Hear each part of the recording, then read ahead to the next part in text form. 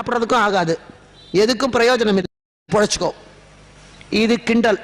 செத்தலி சாப்பிட்றதுக்கும் ஆகாது, எதுக்கும் பிரயோஜனம் இல்லை, தூக்கி எறிஞ்சார். அவன் பார்த்தான், ரொம்ப நன்றி ஐயா, இது இவங்க வாழ்த்தா ஏற்றுக்கிறேன்னா. இது அவமானப்படுத்த வீழ்த்துவதற்கு கொடுத்தது. ஆனால் அந்த பையன் என்ன பண்ணான், அந்த எலியை எடுத்துகிட்டு அந்த ஊருக்கு போனால், அந்த ஊரில் அன்றைக்கி சந்தை.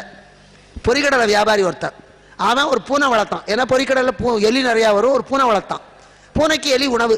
இந்த பையன் நேரம் அவங்ககிட்ட போய், ஐயா நீங்கள் வளர்க்குற பூனைக்கு இந்த எலியை சாப்பாட்டுக்காக எடுத்துக்கோங்க, அதுக்கு பதிலாக எனக்கு கொஞ்சோண்டு ஒரு பட்டாணி கடலை கொடுங்க. அவனுக்கு ஒன்றும் பெரிய காரியம் இல்லை.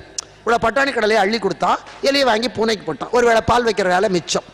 இவன் என்ன பண்ண, அந்த பட்டாணி கடலையை வாங்கிட்டு போய் அந்த சந்தையிலேயே ஒரு துண்டை விரித்து அதை கூறு கட்டி, ஏன்னா காசு கொடுத்து வாங்காத கடலை, ஒரு கால்படி கடலை கிடச்சிது, அதை வச்சான். வச்சு கூறு கட்டி ஒவ்வொரு கூறும் 4 அணான்னு வச்சான். அது ஒரு 5 கூறு 6 கூறு வந்தது, 1,000 ரூபா கிடச்சிது.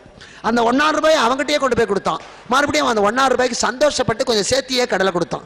அதையும் வச்சு கூறு கட்டினான். இப்படியே மத்தியானத்துக்குள்ள ஒரு 15 ரூபா சம்பாதிச்சுட்டான். அந்த 15 ரூபாயை கொடுத்து வாழைப்பழம் வாங்கினான், வாழைப்பழத்தை விற்றான். இப்படியே அவன் கொஞ்சம் கொஞ்சமா முன்னேறி ஒரு வருஷத்துல பெரிய ஆள் ஆயிட்டான். ஒரு தட்டில் வெத்தலைபாக்கு பழத்தெல்லாம் வச்சுக்கிட்டு 100 ரூபாய் நோட்டையும் வச்சு அந்த பணக்காரங்கிட்ட போனான். ஐயா உங்களால தான் நான் முன்னுக்கு வந்தேன், இதை ஏத்துக்கங்க. நீ யாருன்னே தெரியலையேப்பாங்க. ஒரு வருஷத்துக்கு முன்னால ஒரு செத்தேலியை கொடுத்து இதை வச்சு பொழைச்சிக்கோன்னு சொன்னீங்களே, அந்த செத்தேலியால தான் நான் பொழைச்சேன்.